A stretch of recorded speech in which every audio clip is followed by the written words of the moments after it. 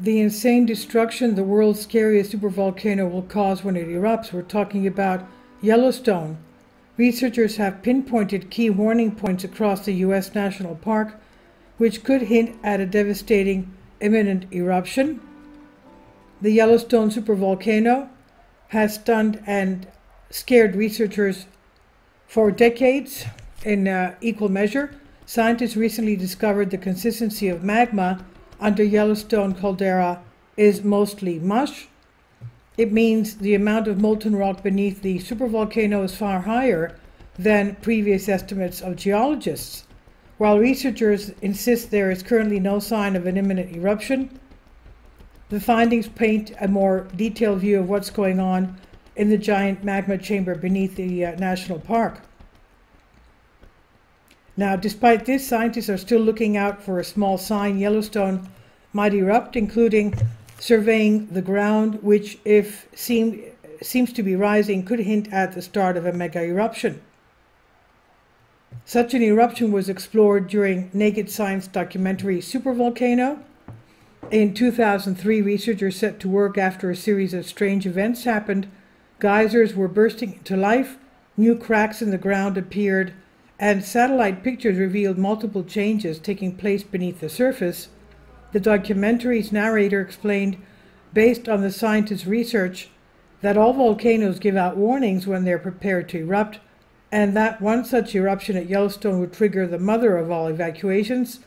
The first sign of a Yellowstone eruption would probably be the ground rising, the researcher said.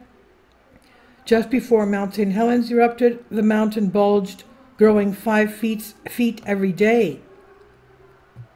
Now, a similar kind of uplift would be likely at Yellowstone. As magma deep below the surface of the earth rises, it splits the rocks above, cracking them. In Yellowstone, it would probably lift the whole caldera, an area the size of Houston and Dallas, 10 feet or more into the air. And they said weeks or even months before a Yellowstone super eruption, these warning signs would trigger the mother of all evacuations. The area 60 miles around the volcano would become a hazard zone. Officials would place an alert the surrounding region up to 200 miles, readying people for a violent eruption. As people evacuated the area, geologists would look out for new warning signs that would tell them an eruption is imminent.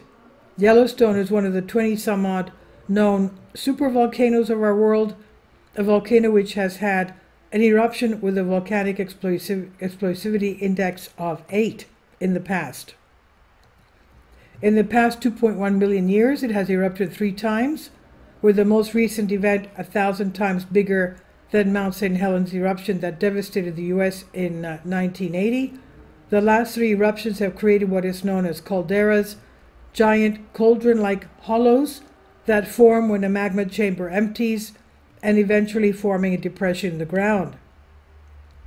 Professor Bill McGuire, one of the world's leading volcanologists, told the documentary that swarms of earthquakes would be seen as fresh magma moves into the system and breaks the rock above it, and these earthquakes produce particular waveforms on seismographs just as the rocks in the area crack and fracture, creating a sharp rise that fades quickly.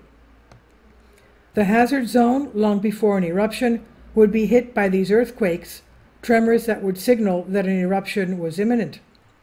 This signal would be far different from a regular earthquake, however, and would give way to a long, continuous vibration. Professor McGuire explained, now when magma has opened a space for itself, it will start to move through that, and as it moves through that fairly rapidly, it will start to vibrate the walls of the crack or the conduit, and that will give you a sort of rumbling signal called harmonic tremor.